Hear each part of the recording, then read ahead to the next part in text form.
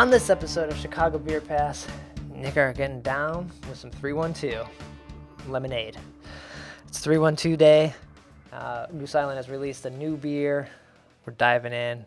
We're going to be hunting for lemons, hunting for bikes. And we talk about microphone. We get into the openings that are happening at Hopleaf, Alarmist, and many other places. All that more on this episode. Here we are, hitting up events, drinking our way through Chicago beer, and trying not to miss a thing. Yeah, because, the cork popped out, it flies like fucking 10 feet. We're like, yeah, let's do it. All you have to do is add some fruit, stir it up, and ride that milkshake wave. Whenever I see him, I gotta take a photo with the most decorated brewer in Chicago, Jonathan Cutler. It'll be like the stuff you hear. Every time you go to Floyd's, all the music sounds like this. Raw, raw, raw. Sometimes you want a small beer, but really, you want a big beer. You gotta take in all those big aromatic hops. Hey, what are you doing this weekend? Waiting in line for a bottle release? You should have never been a fad. The black IPA is delicious.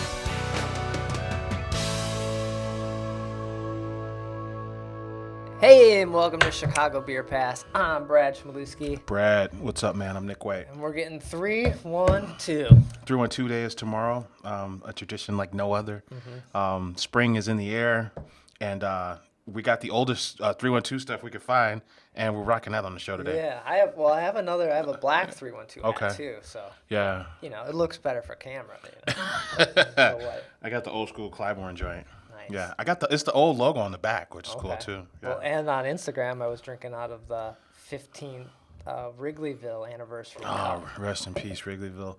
The girl I was dating at the time that Wrigleyville closed kept my fucking Goose Island Wrigleyville work shirt. Oh. Everything was 50% off the last night ever there. I got the sweet work shirt because it was, Cubby letters, Goose logo, Cubby colors. She fucking kept it. Ouch, that hurts. Stings, still, to this day. Yeah. But right now we got the 312 Lemonade Shandy. We're just crushing these out of the cans. I feel like this is a beer you don't need to put in the glass. We got glasses here, but I don't know. This isn't a beer you pour out to me. Even regular 312, right? When Goose gives you lemons, this is a fun can, man. There's a ton of old timey, there's a lemon cupcake and I like the Goose lemon. The goose, the body of the goose is shaped like a lemon, which is kind of funny. Kind of hilarious. Yeah. Main squeeze, lemon shandy, man. The Shandy Man can. All right, so we were talking about in the last episode, which still isn't really up after we're recording this. Yeah, we're way Brad. behind. But we were like, what's the difference between Shandy and a Rattler? Only difference is that a Shandy has to be lemons. Rattlers can be anything else. We took it somewhere totally different on the last episode. Describing it. It just went down a rabbit hole. But sometimes you'll see other citrus things called shanties. Okay. But technically, they're liars. That makes sense. Okay. So a Rattler can be other things. Shandy cannot. Shandy is lemon. Yeah. Okay, that's fair. I'm rolling with that. Right. I like it. I think that's hilarious that if Rattler's like a German thing, but it can be anything, and I always think of Shanty as like a American thing, and we're like, no, we have strict rules for this. That the German rules are like, yeah, anything goes. That seems like it should definitely be the opposite. You wait one goddamn fucking minute. There is no way. We're over here putting cotton candy in our beer, but nope. We're not letting you call that a Shandy. Are you fucking nuts? You putting orange in that? No way. Tangerine? No. Yuzu? Rattler. Call it a Rattler. That's a Rattler. What is this? 4.2%. So this is just super easy, crushable. I feel like the idea of the Rattler and the Shandy are perfect for what our summer is about to be because everyone's booze tolerance is probably much lower than it was. Although everyone's drinking a lot more and more often. Yeah, I've been going in the direction of lower ABV things across the board. I feel like when you went out, typically with any kind of night, you'd have a few beers. when you're at home, you probably have one or two. So I think everyone may have forgotten how to drink, and 4% beers that you can just hang out in the park or outside with people is going to be the savior of the summer. It's an important step, and I tell you, I'm excited about this more so than I don't know what happened last year for 312 Day, but Just as COVID kind of hit, they did the bike thing, and then the Sox Golden Ale kind of got them all messed up. yeah. And So this is the most interesting interpretation of 312 we've had in a while, yeah. and I love the 312. We'll dry hop. Dry hop's nice, but we're so far removed from that as a launch, right? Like it came out like They'll bring it back, right? I hope so. It was really cool. Really cool. Probably the coolest can they've ever made, honestly. But I love the 312 songs, man. You know? I think this year it's like the Shandy Man can, so that's like a Sammy Davis joint, like kind of Oh, I didn't parody. see. I didn't see that. Is that why you said it? I didn't see. Yeah, because it's hilarious. This dude's riding around on a bike, and he's the Shandy Man, and Okay. he's making everybody smile, and he's just goofy, and he's dressed in all yellow. It's hilarious. We built this city on 312. I think that was last year. Totally 80s vibe on the video. I want to say a couple 2-3 years ago there was another one. It's the Hall & Oates song "Making My Dreams Come True," but it's I think that was the first drinking one. the 312. That was the very first Yeah. 312 day celebration. So the 312 parody songs are part of the fun for me. Yeah, and they all have videos too. It's pretty cool. Right. So yeah, I don't know. You can pick this up in 6-packs, and I think it was, I want to say like 10-packs. It wasn't 12-packs, but it was like 9 or 10-packs or something like that. But I just went for the 6-pack because I was also carrying these. I was walking from Goose Island to my house. So yeah, you only got 6. That works. All you need, I feel like all you need is 6. Right. So Yeah, I think after 2, you're probably ready for your palate is. I don't know. I'm sort of already feeling it's kind of like sweet and I'm losing flavor. it's fun, but it's definitely a novelty, right? Like if this was a tall way, it might be too much. Yeah. But Yeah, I went to Goose Island and I picked up this and I picked up the double dry hop thing. they're coming. Outlier. Yeah, that's the thing with the The Mickey Mouse yes. guy is on it. Yeah. And that's pretty tasty. It was surprisingly very filtered. Like when I poured it out and took the picture, it was like a clean looking beer. I was not expecting that. Yeah. I think no matter what they do, they're gonna keep beer integrity. I don't think it's in them to make something over the top with flavor. No. They want something with multiple characters in it. Yeah. And then you were at Goose Island too. I picked up the collab with Phase 3. Okay. If You're a Bird, I'm a Bird. A beer that was really supposed to launch on St. Valentine's Day. Oh, well, yeah, St. Patrick's Day is like 2 days away. yeah, it's supposed to launch on Valentine's Day. Okay. And yeah, it's a collab with Phase 3. So I think the way I understand it, it's a combination of the unbarrel aged goose BCS recipe and the curvature recipe from Phase 3. So they blended those. So they both have, if I got this right, they both have chocolate in them. It's a stout, a chocolate stout. Goose decided they want strawberries, and Phase 3 wanted coconut. Interesting. Yeah. Okay. Mixed 2 packs. You're supposed to blend them together. The mixed 2 packs sold out in like under 30 seconds. Okay. So but you got one. No, I got the goose version. So I have 2 of the goose ones. Oh, okay. Yeah, 2 of the goose ones, and I got 1 glass because I couldn't get 2 because they were all gone. So then Phase 3 sold theirs. So then I got 2 of the Phase 3 ones And a glass. and another glass. Okay. So I'm like, should we drink them now or should we wait? Because if one got strawberry and one got coconut, you got to blend them. Right. So I feel like you're better off with the 2 and 2 pack than the 1 and 1's fun. But what if you love it? Then you're like, if oh, you shit. love it, you're set. But what if you don't love it? Now you just got some chocolate strawberry beer. Yeah. These cups are fancy though. They're nice. These are nice cups. Okay. 8 ounce stout glass. It's pretty. Yeah. Nice. Okay. So we'll be. I guess when you pick that up, we'll drink that at some point. Phase 3 is 43 miles away. Okay. But yeah, I think I'm. Well, shit, I have to. I gotta go. Yeah. I gotta go. You I gotta go. It's already paid for. I'm probably, already right? in. Yeah. So.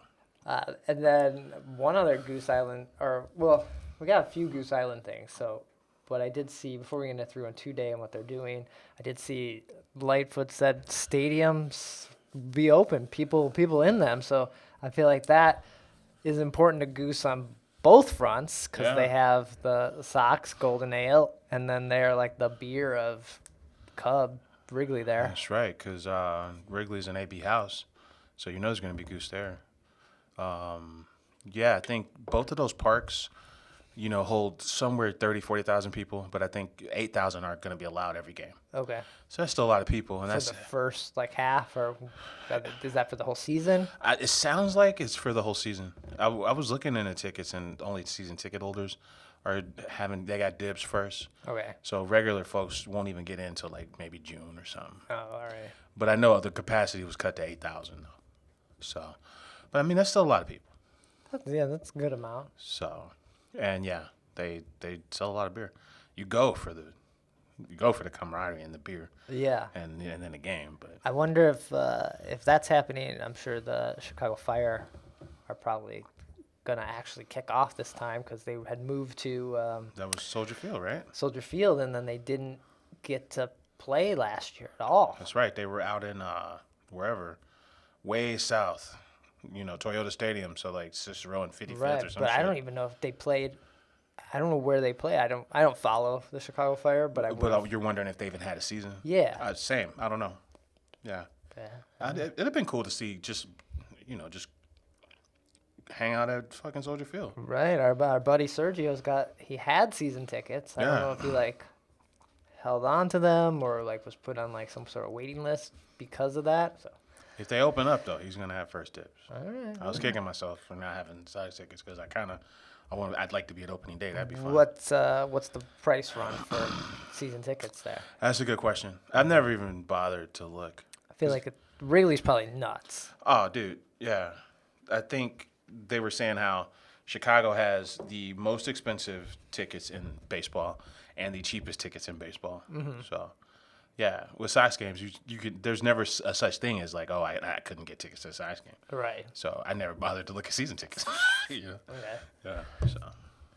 All right, and Goose has their water park too. I wonder if that's gonna be at Wrigley. I mean at Sox Park. They're calling it a river, but it's a little weak. It's weak sauce, because we know they got deep pockets over there. We need some danger. We need an actual river that's or we need a roaring river. I thought we just need a lazy river.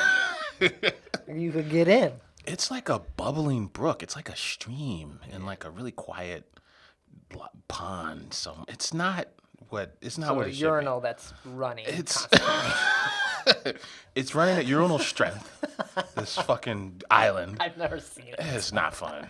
I wish it was cooler. Okay. Yeah, that would be. I put that in the suggestion box. The 312 Goose Island River needs to be cooler. The island, Goose Island, needs to be cooler. Okay. Yeah. Okay. And then, so then 312 Day.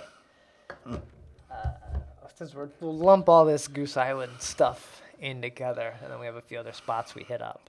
But Giant lemonade, giant lemons, adult lemonade stand, bikes and music. So okay, where to start? So the basis is the Shanty Man is going to be hiding. Shanty Man is going to be hiding lemons around the city. Gigantic ass lemons, 50 gigantic lemons around the city. So they're not really going to be hidden. I mean, it's a big ass lemon. Yeah. Yeah. And then when you find the lemon, I'm gonna open another 312 here, do it up. And then when you find a lemon, you can redeem it for a 312 bike. Yeah, my understanding is you're supposed to scan the lemon, and the first one. Scan it with what? With the QR code on the lemon. A QR code, like a giant QR code. Giant QR code on the giant lemon, and then you scan it, and then the first one back to the brewery. With that, the checks in with that code gets the bike. You get 50 bikes. They're giving away 50 bikes. Oh well, that's. So you have to find the lemon and get to the brewery? Yeah, because they redeem your bike. This seems like it's hard for people that way. You don't have a car? Logistically, it's going to be tough because, those drops are very specific. So if we're by the beer temple, it's gonna be really hard to make it to a drop downtown.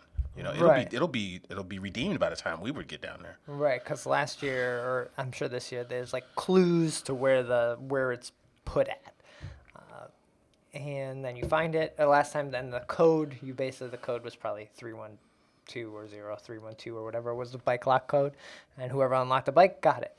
But this one, if you're just faster to get to Goose Island, you don't have to be the first person. You just have to be the fastest person. You gotta be the fastest after you scan the lemon, or take the lemon, as people apparently. But how do you scan it? Like take a picture, or does You it? scan it, like But does it like send an alert back that this It's like- lemon's been scanned? It's like, hey, you scan this lemon, get your ass over here and get your bike. Okay. Yeah. But someone can scan it afterwards, or no? Right, and then the first one that gets to the brewery gets the I'm bike. saying, what if you're like real slow?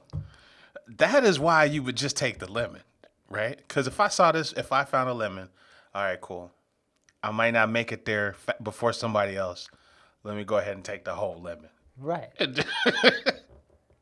That's what I would do. But What do you think's faster? You're gonna get in like your car, a Uber, or a bike?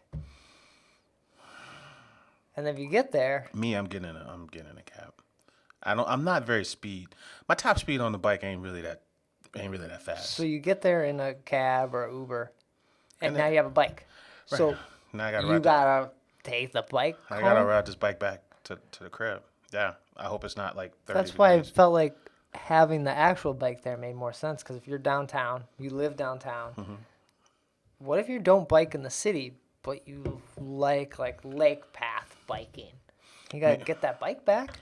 Maybe you can make arrangements for the bike when you get there, Okay. right? So you gotta get there, make arrangements. And then be like, hey man, listen, I'm not in a position to take this bike right now. However, this is my bike. Go ahead and put my name on it for me. Yeah.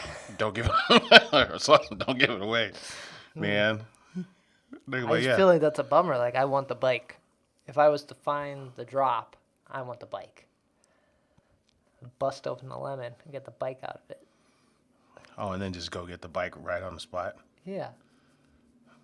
Man, listen, you're gonna have to transform this giant lemon into a bike. It's simple, Brad. I thought it might be like a Easter egg kind of thing. Like you break it open and there's a bike inside. I don't think these lemons are that big.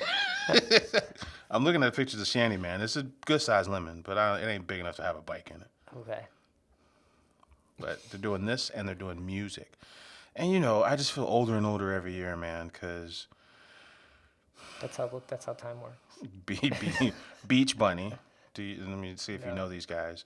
Sen Morimoto, Ohm, I know Ohm. yeah, and Ganser are doing virtual live performances, man. Okay. Yeah. So, the only time I knew an artist was Mayor Hawthorne Okay. at the Goose Warehouse across the street from Fulton. That was really fun. He's got kind of like this kind of old, like Motown vibe, It's Yeah. packed house, 8 p.m., everybody's feeling good, So, So that's 312 Day. inspired by Italian icy stands. It's a 312 lemonade shandy, man. Anything else about Goose Island? When I was there picking this up, it was busy. They were seating people inside, outside. I think it's 50% capacity for these spots right now inside, and everyone's out there. They're going for it. And this is good. I prefer this over 312. This, What? 312 shandy. Oh, okay. Over just like 312. I dig it. So the packaging's good, and it's just a reminder that spring is on the way. So Right. I'm more than ever I'm excited about that. A couple 60 day, 50. It's gonna snow next week, Yeah.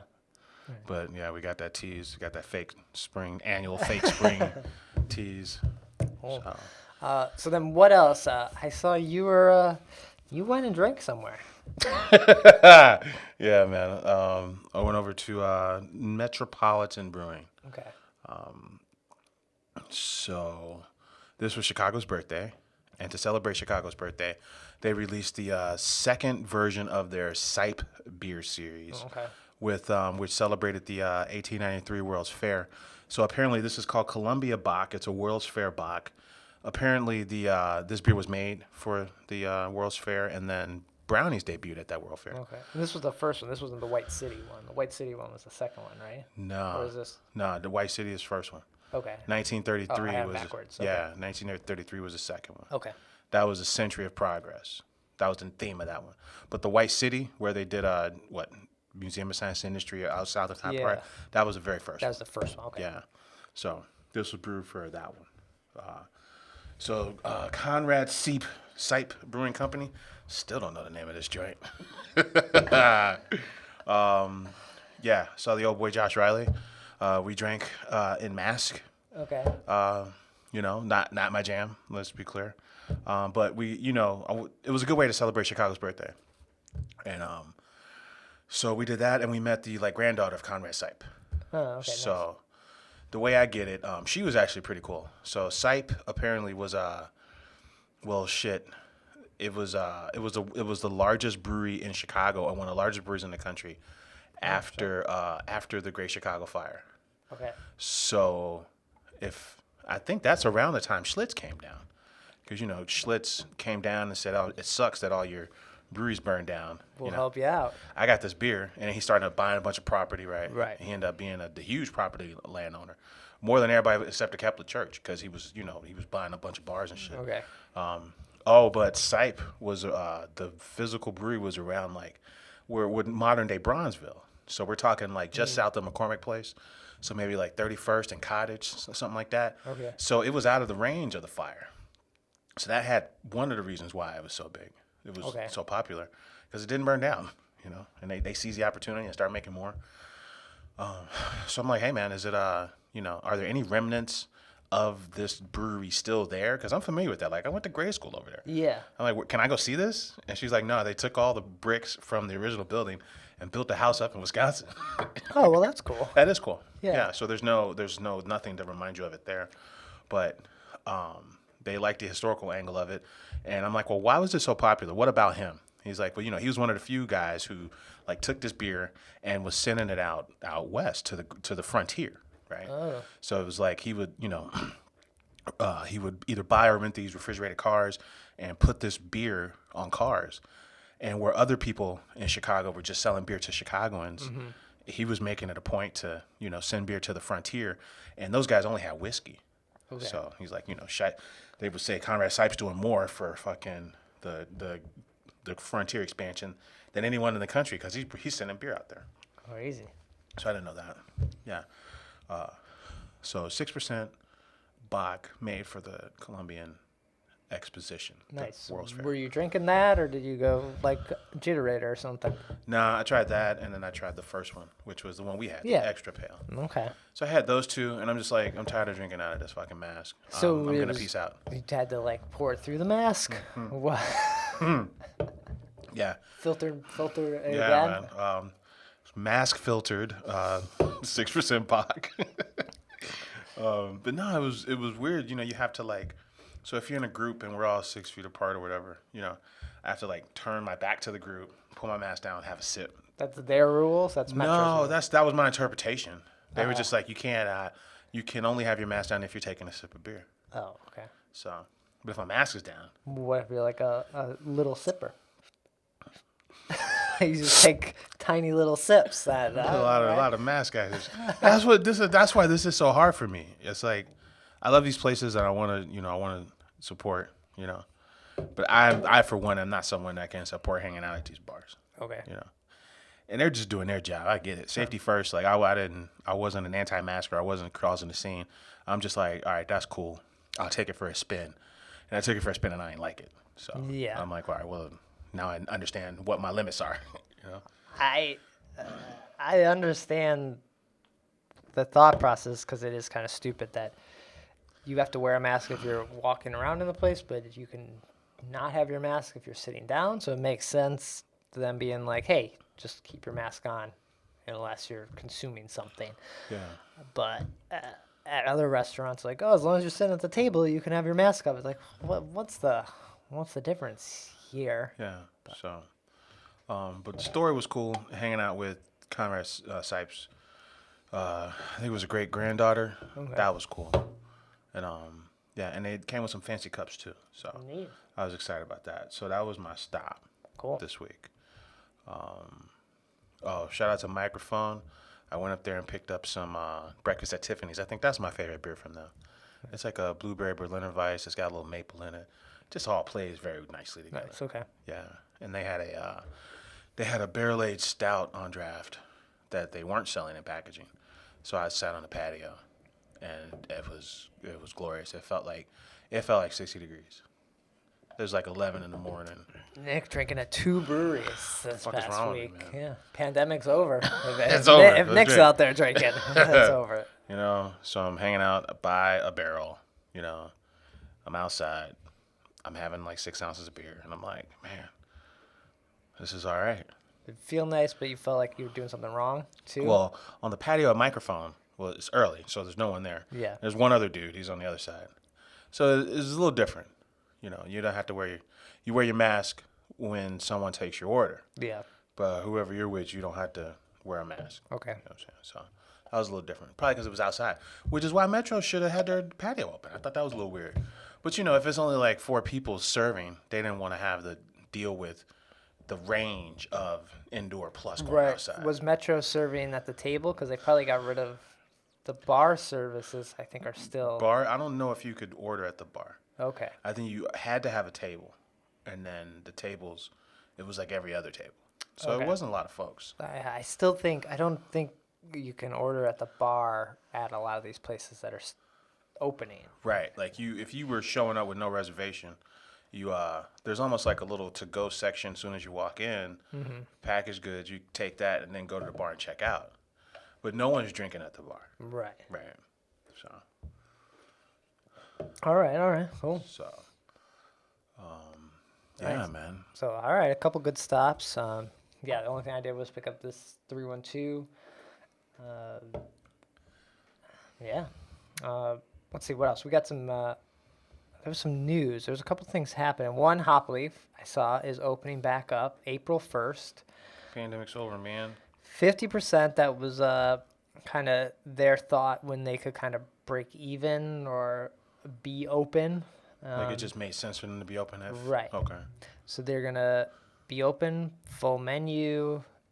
I think there's more servers because you're not ordering at the bar. So more people bringing beer and food and less bottles because they sold most of them, right? Or they sold a lot of them. So it's going to take time Yeah. to build that up. And I'm sure there's less beer in general. I don't know. I'm sure breweries are starting to keg again, but that.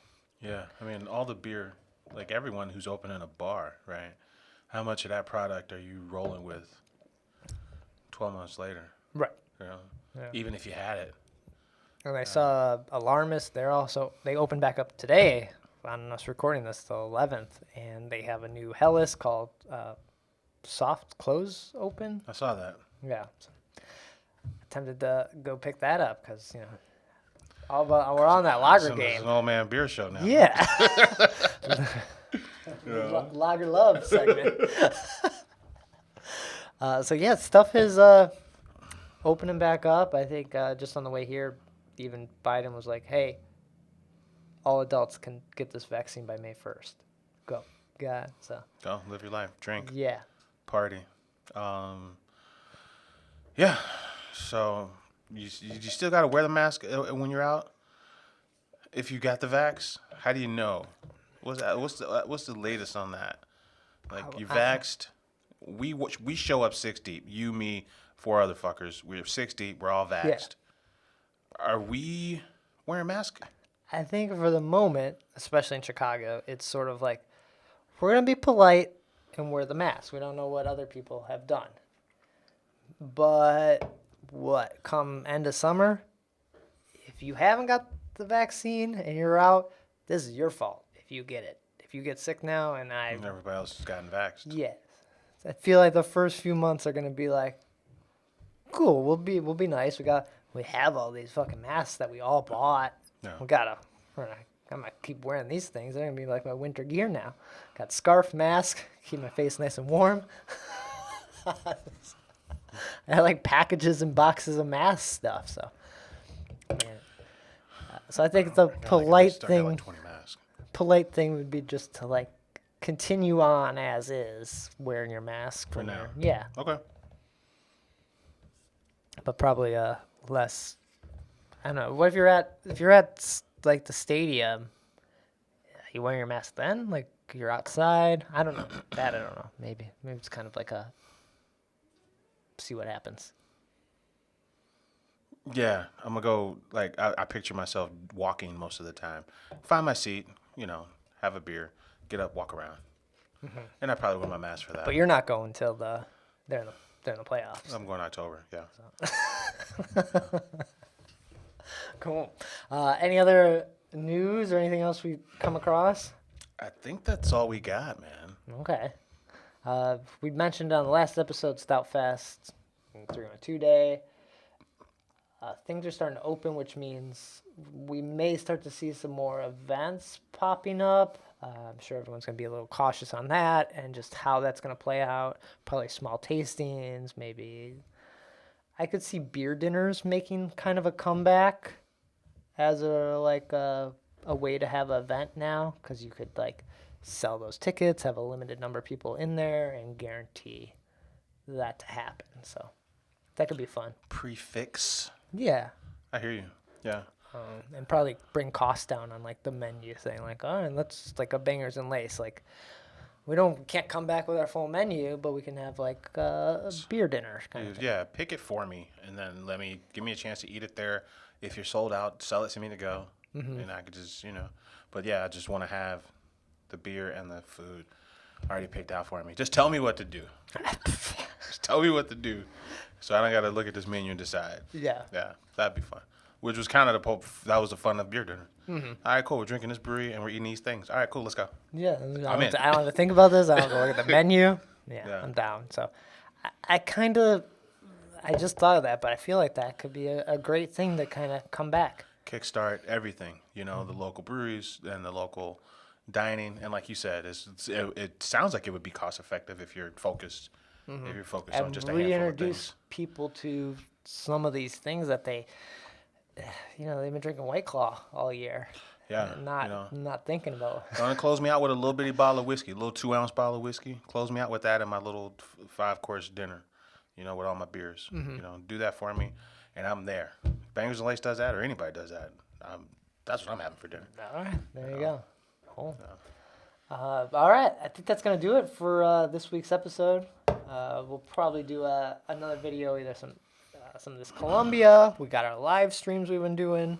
Yeah, those are fun. I think if we can keep them, we like to ramble. Yeah. We can keep it under 10 minutes. I think those are fun. So if you like the podcast, but you want more Nick and Brad, you gotta check out Instagram. And we'll be back next week with another episode, and I will get these episodes up in a timely fashion as we're cruising here. Take care. Cheers.